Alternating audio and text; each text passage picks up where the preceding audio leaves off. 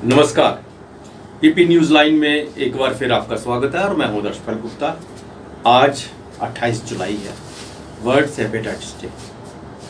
क्या है ये, इसके बारे में हम जानकारी लेते हैं। तो आज हमारे साथ हैं डॉक्टर बीबी गुप्ता। डॉक्टर साहब, आपका बहुत बहुत स्वागत है स्टूडियो में। डॉक्टर साहब, आम आदमी यही समझता है कि 28 जुलाई है और किस लिए है कि ये अवेयरनेस के लिए, एक वर्ल्ड को इकट्ठा किया जाए और अवेयर किया जाए। लेकिन दूसरी तरफ हर 30 सेकंड के बाद इस बीमारी से या इस रिलेटेड डिजीज़ के साथ एक मौत हो रही है। कितने अवेयर हैं और इस दिन के बारे में हम आपसे जानकारी लेंगे। बिल्कुल, ये 28 जुलाई हर साल as a world hepatitis day मनाते हैं। और बेसिकली इसका एम क्या होता है कि रेज अवेयरनेस, कि पब्लिक को अवेयर करना कि भाई ये एक ऐसी बीमारी है जो ट्रीटेबल भी है, प्रिवेंटेबल भी है और कोई मुश्किल काम नहीं है। इन द सेंस कि जो प्रिवेंशन है, we have certain simple hygienic measures and we have some immunisation schedules also. दोनों से एक काफ़ी हद तक ये इसको हम रोकथाम कर सकते हैं, प्रिवेंट कर सकते हैं। नंबर 2, जब डायग्नोज हो जाता है तो इसकी ट्रीटमेंट भी अवेलेबल है। तो क्यों मतलब इस बीमारी से लोगों की क्षति हो। जैसे आपने बोला इंट्रोडक्शन में कि हर 30 सेकंड के बाद एक मौत होती है because of hepatitis. It's a matter of concern, it's not here but it's a global phenomena. So इस 28 जुलाई को ये एक हमारे एक्सपर्ट थे, उनका नाम था ब्लूमबर्ग। उनका डेट ऑफ बर्थ था 28 जुलाई। He is the one who discovered hepatitis B surface antigen, और जिसके नाम पे हेपेटाइटिस बी को नाम डाला गया। तो उसी का बर्थडे 28 को पड़ता है। तो इसके लिए हम हर साल 28 को ये वर्ल्ड हेपेटाइटिस डे मनाते हैं विद अ थीम। जी, इस साल का थीम है आई कांट वेट। यस, इस साल का थीम 2022 का आई कांट वेट। यस, ये कहाँ से शुरू होता है? हर एक से शुरू होता है। Mother, I can't wait. बच्चा पैदा होता है, आई कांट वेट। बिल्कुल ठीक है। कोई भी है, आई कांट वेट। ये एक बहुत ही अच्छा स्लोगन है। लेकिन फिर भी डॉक्टर साहब, जिस तरह शुरू में हमने देखा और कहा भी और आपने भी बताया कि हर 30 सेकंड के बाद एक डेथ हो रही है, इसका मतलब यही है कि अभी इसके बारे में अवेयरनेस बहुत कम है। बिल्कुल ठीक बात है कि और इसी मकसद के लिए हम मीडिया की हेल्प लेते हैं, एजेंसीज की हेल्प लेते हैं और इससे जागरूक करते हैं। किसको?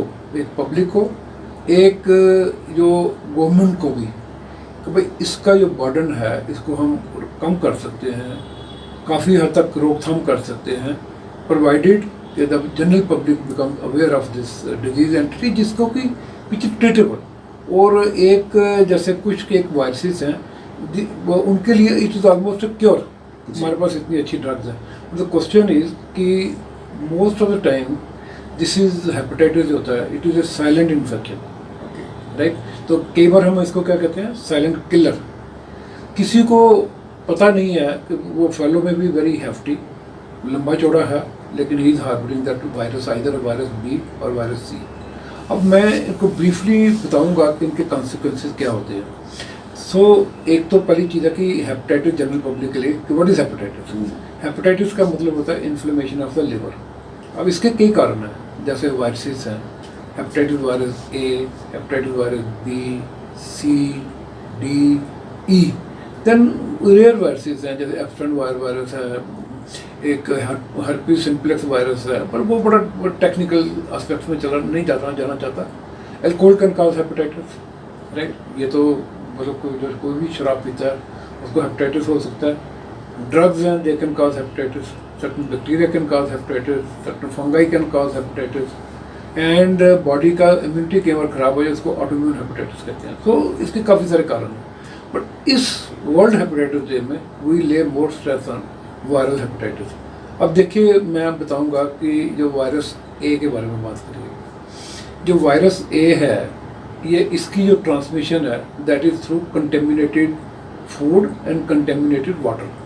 अब ये देखिए, दोनों चीज़ों का हमारे पास इंतज़ाम है कि we should have a safe drinking water. This is a message to all the agencies which are dealing with supply of water.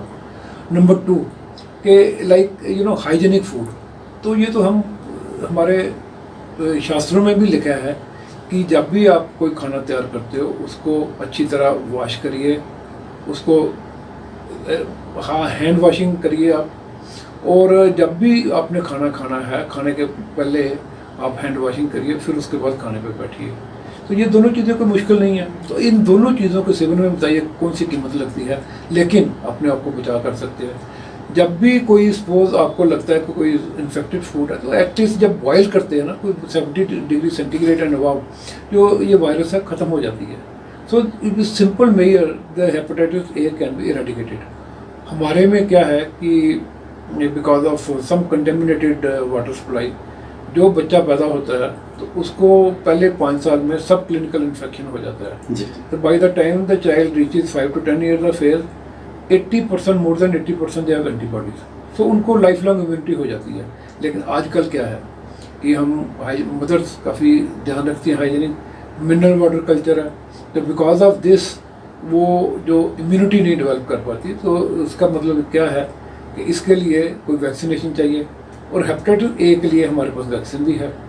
So this means कि अगर हम गौर से देखें तो hepatitis A can be prevented by simplest of the means कि एक personal hygiene, safe drinking water, and third आ गया इम्यूनाइजेशन। तीनों चीज़ों में डॉक्टर साहब इस वक्त जो है मॉडर्न अपने आप को कहने वाले जितने भी हैं जंक फूड की तरफ जा रहे हैं। जब आपको एक प्योर खाने की बात करते हैं, ड्रिंक्स और ड्रग का चलन चल रहा है इस वक्त बहुत ज़्यादा आम, बहुत ज़्यादा, तो ये इनके लिए तो ज़्यादा प्रॉब्लम होगी। बिल्कुल ठीक बात है। जैसे आप देखिए जंक फूड है, जंक फूड में आपने एक चीज़ देखी होगी कि अनकुक्ड और सेमी कुक्ड चीज़ें बहुत डाली होती हैं। तो सपोज अब कोई कंटेमिनेटेड चीज़ चलेगी हमारे, क्योंकि हमारी जो खेती बाड़ी भी होती है उसमें भी वो सारा वेस्ट जाता है, एक्सक्रीटा जाता है।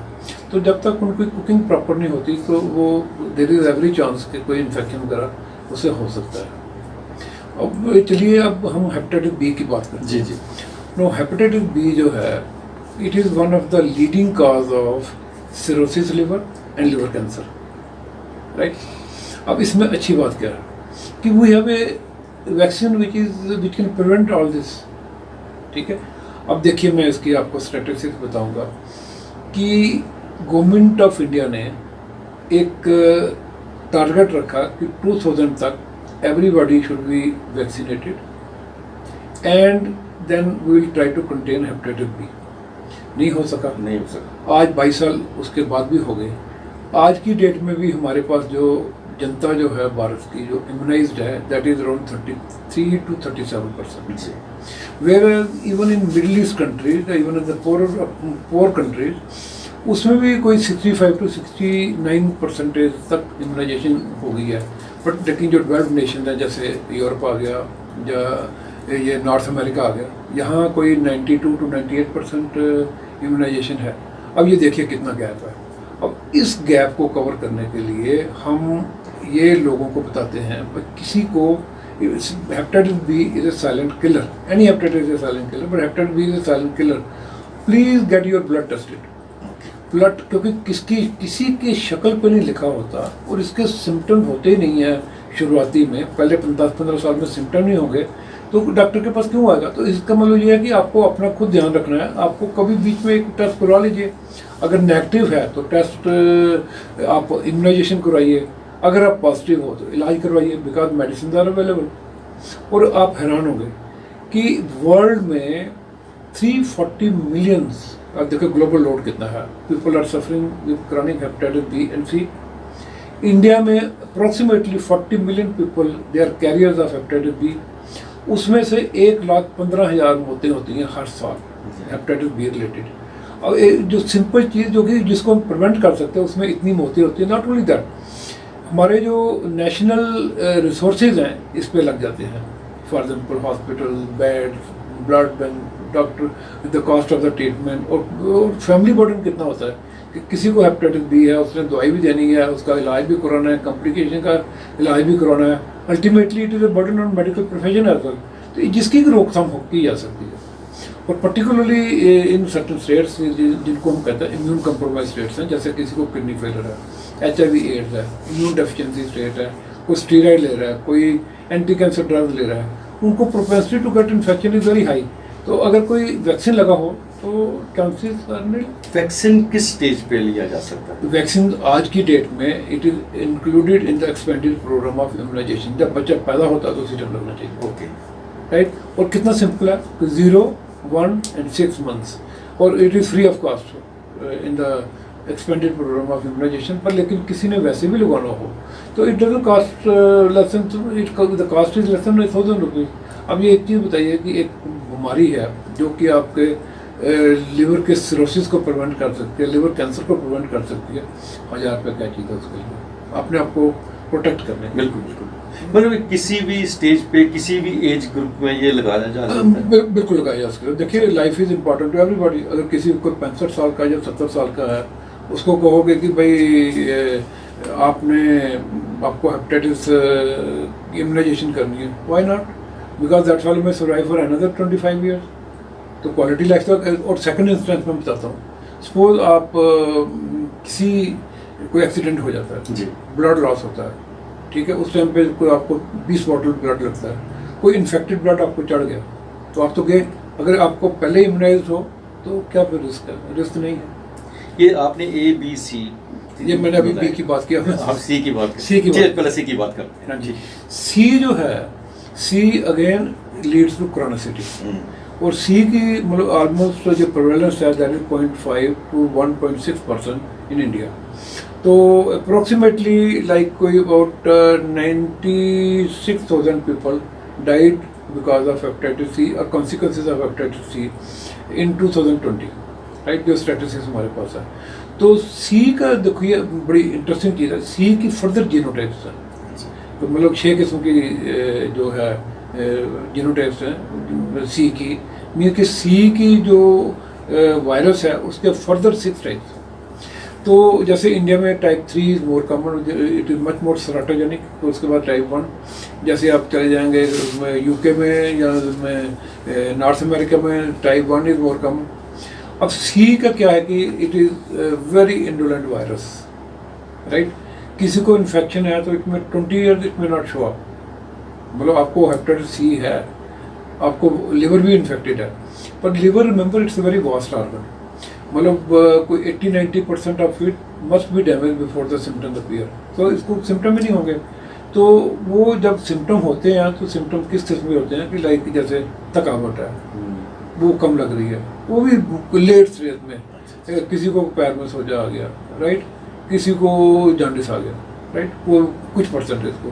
तो थकावट, सोजा, इजी फिट, बॉडी एक्स वगैरह, ये तो कंसिडर्ड एज नॉर्मल थिंग। यार मेरे को वैसे थकावट हो रही है, मैं ज़्यादा काम कर बैठा हूँ आज, तो वो आदमी उस चक्कर में ले लेता है, इन्वेस्टिगेट नहीं करवाता। अब सी का देखिए कि those who get infected with C, almost 1/4, मैं कहूँगा 20 to 25% of them they become chronic, they develop cirrhosis and they develop liver cancer.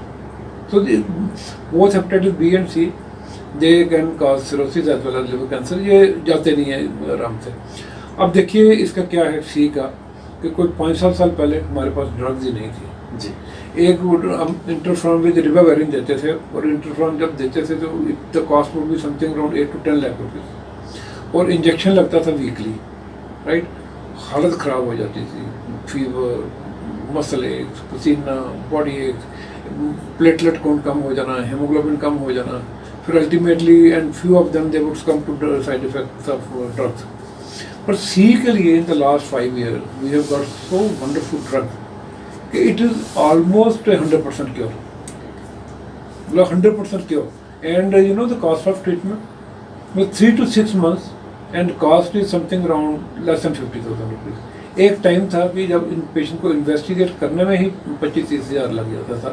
ये मैं कह रहा हूँ कि विद द बेस्ट एफर्ट्स। तो आज की डेट में मतलब कि जैसे इन्वेस्टिगेट करने का भी कोई 2-2,500-3,000 में इन्वेस्टिगेट हो जाता है, treatment cost is something less than 50,000, मतलब फॉर क्योर। आप ये बताइए कि इसका आपको अपने आप का टेस्ट करवा के इलाज करवाना बेहतर है या? बिल्कुल बिल्कुल सही कहा। लेकिन डॉक्टर साहब मैं ये आपसे जानना चाहूँगा, ABC जो वैक्सीन है हमारी, तीनों के लिए अलग अलग है या एक ही कवर करती है तीनों? जी, ए के लिए we have a vaccine, A virus different है तो उसके लिए डिफरेंट वैक्सीन है। हेपेटाइटिस बी के लिए हमारे पास रिकम्बिनेंट हेपेटाइटिस बी वैक्सीन है, वो भी सी के लिए we do not have vaccine. Okay.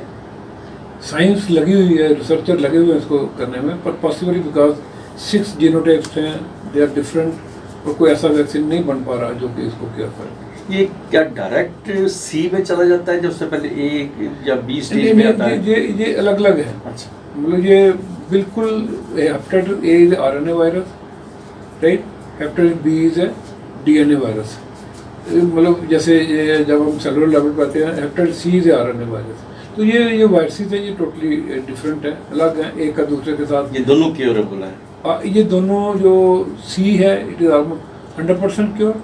B के बारे में समटाइम्स जो ट्रीटमेंट है it has very very longest treatment, लेकिन इसको काफ़ी हद तक कंटेन कर सकते हैं।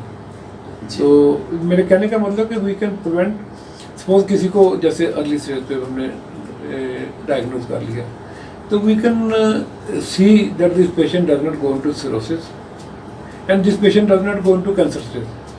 तो ये फ़ायदा होता है कि जब इनको हम अर्ली पिकअप करते हैं तो अर्ली ट्रीटमेंट सी के लिए it's almost secure, but B के लिए भी there is a substantial relief of disease, early from the disease. Doctor साहब, इसमें एक और मैं जानकारी आपसे चाहूँगा कि मैं एक टेस्ट आज करवाता हूँ हेपेटाइटिस का, उसके बाद मुझे सेकंड टेस्ट जो है कितने पीरियड के बाद लगना चाहिए कि मुझे फिर भी करवाना चाहिए, ताकि इस बीच में मुझे कोई प्रॉब्लम ना हो?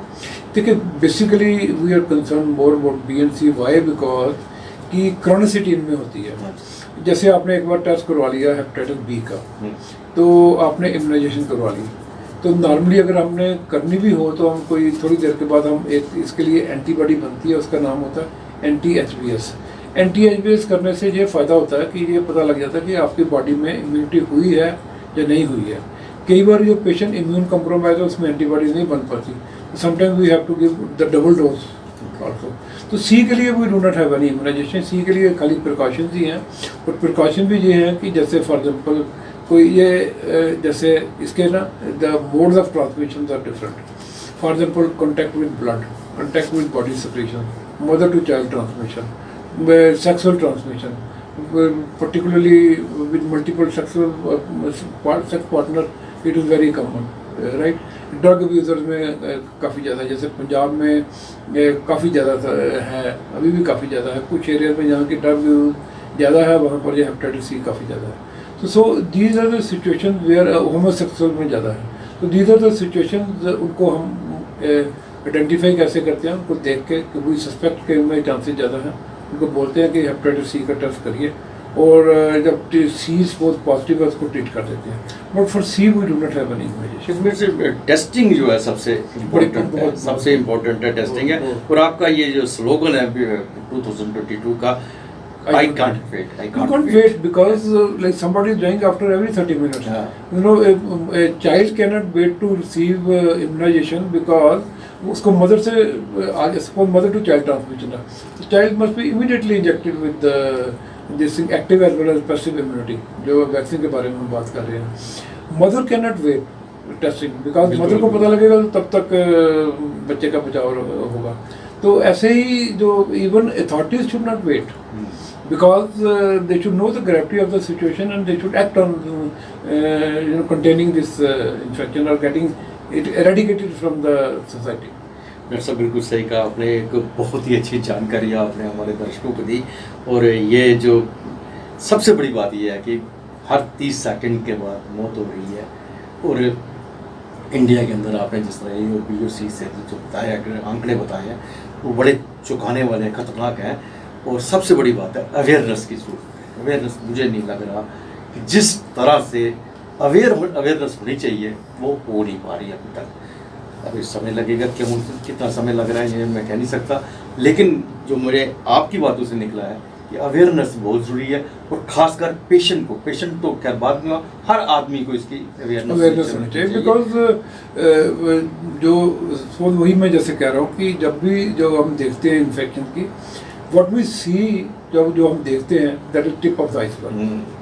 दिस मीन्स कि ओनली 10% हम देखते हैं, तो 90% तो साइलेंट पूल है, उनको पता ही नहीं है कि they are suffering from this और not, and that is happening for most of the diseases, even for diabetes.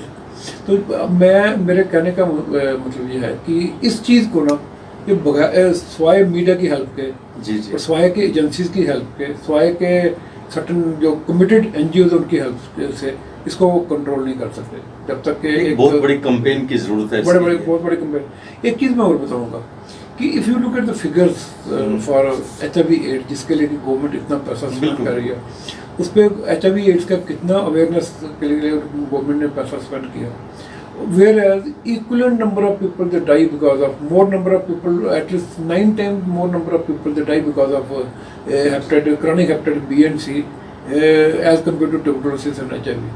पर इसके बारे में कुछ ज़्यादा गवर्नमेंट एजेंसी से नहीं किया। फिर भी हमारी सोसाइटी ने गवर्नमेंट को समझा के तो अभी जो हेपेटाइटिस है इसको नेशनल हेपेटाइटिस एलिमिनेशन प्रोग्राम में कहा है, जिससे कि government is no possibly, because जब एक प्रोग्राम आया तो प्रोग्राम में तो फोकस होगा ना इसको हटाने के लिए। डॉक्टर साहब आपने आगे हमारे स्टूडियो में आके बहुत ही अच्छी जानकारी जो है हमारे दर्शकों के लिए आपने अपना कीमती टाइम हमें दिया, इसके लिए हम आपका नहीं, मैं आपको बहुत बहुत धन्यवाद हूँ, क्योंकि ये एक as a medical professional and as a committed professional ये हमारा एक हम्बल ड्यूटी है टुवर्ड्स सोसाइटी। और you as media personality you have always cooperated. कितने बिजी हैं आप, कितना आपका शेड्यूल बिजी रहता है, उसमें से भी आप टाइम निकाल के आए हैं, ये एक बहुत बड़ी बात है हमारे लिए और दर्शकों के लिए भी। इससे इतनी बड़ी जानकारी उनको कोई मैसेज आप देना चाहेंगे दर्शकों को? हाँ, ये मैं एक इस माध्यम से बताना चाहता हूँ कि अपना ब्लड टेस्ट करवाइए, और अगर कोई किसी व्यक्ति भी जो B पॉजिटिव आता है या C पॉजिटिव आता है उसको परेशान होने वाली कोई बात नहीं है। जैसे हमने इस माध्यम से डिस्कस किया कि इसकी इलाज भी है और प्रिवेंशन भी है। अगर सपोज कोई जैसे आपका ब्लड टेस्ट नेगेटिव आता है तो आपको प्रिवेंशन की तरफ जाना चाहिए। अगर खुदा न खास्ता अगर पॉजिटिव आता है तो इसका इलाज हमारे पास उपलब्ध है, वो इलाज जल्दी करवा लेना चाहिए, बिकॉज अगर इलाज ना करवाया जाए तो one can go into the next stage of cirrhosis and liver cancer. तो इन दोनों की रोकथाम की जा सकती है। तो मैं अपनी तरफ से यही एक मैसेज देना चाहता हूँ कि be aware about hepatitis, gate your blood tested and get your self treated, and also try to prevent hepatitis if you are positive, then you should try to prevent its spread to others। तो with that मैं आपका बहुत बहुत धन्यवाद देता हूँ, और मैं लगता है कि इस माध्यम से ये मेरी आवाज़ और ये आदर्श पाल गुप्ता जी इनकी जो आवाज़ है लोगों तक पहुँचेगी और इसका असर होगा, जिससे कि हम इस ड्रेडेड बीमारी को कंट्रोल में ला पाएंगे। डॉक्टर साहब एक बार बहुत बहुत फिर आपका धन्यवाद। आज के लिए बस इतना ही, अगले प्रोग्राम में फिर आपसे भेंट होगी, तब तक